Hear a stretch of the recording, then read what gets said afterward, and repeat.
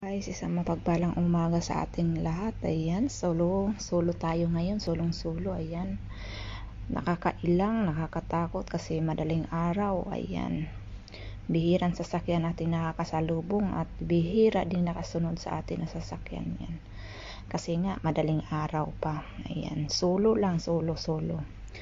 First time ko lang guys, mag-drive ng ganitong oras, madaling araw. Bihira ang sasakyan.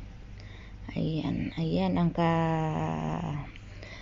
madaling araw, kaadlawon sa Bisaya pa. Ayan, mga bulubundukin ang ating dinadaanan guys. Ayan, at yung mga magkabilaang side is tubigan yan, mga lupain, taniman ng palay at mga saging, mga gulay at iba't iba pang mga tanim. Ayan, birang mga sasakyan guys na aking nakakasalubong. Wala pang umaabertik sa akin kasi wala akong kasunod guys.